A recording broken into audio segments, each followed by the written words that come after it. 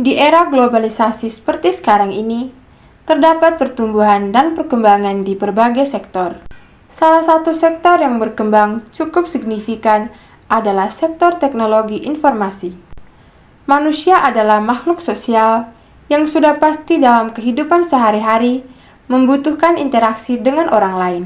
Dalam berinteraksi, tentunya akan muncul penyampaian pendapat antara satu manusia dengan manusia yang lain. Setiap manusia memiliki cara pandang yang berbeda untuk menilai sesuatu hal dalam kehidupan.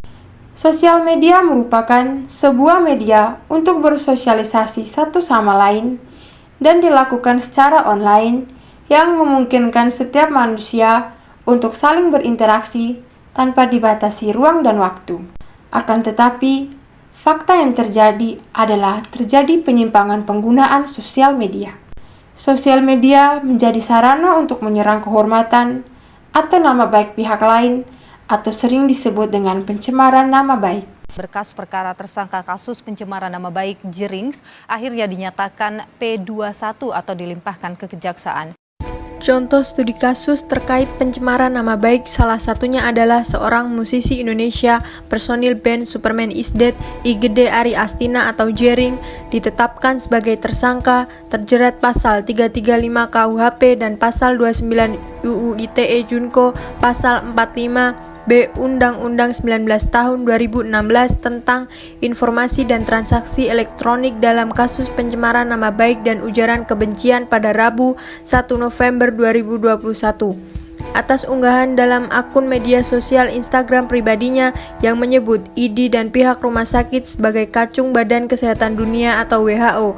Setelah dilakukan pemeriksaan selama 5 jam, personil Superman is Dead IGD Ari Astina atau Jering ditetapkan sebagai tersangka oleh penyidik Kapolda Bali dalam kasus pencemaran nama baik dan ujaran kebencian terhadap ID.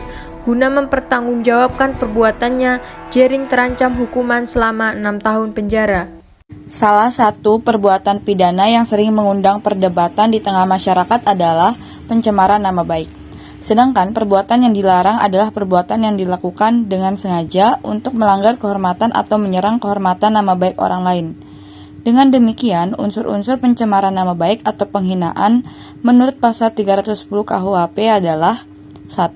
Dengan sengaja, 2. Menyerang kehormatan atau nama baik, 3. Menuduh melakukan suatu perbuatan, 4. Menyiarkan tuduhan supaya diketahui umum.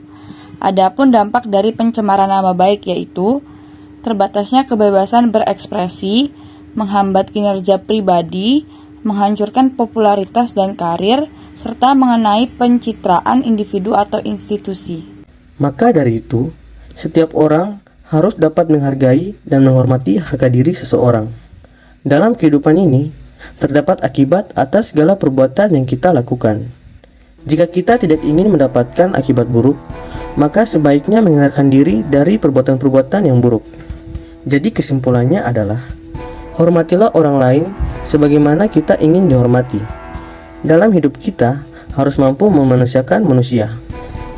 Karena dari setiap perbuatan yang menyimpang, terdapat risiko berupa sanksi hukum maupun sanksi sosial yang harus ditanggung oleh setiap pelaku suatu perbuatan.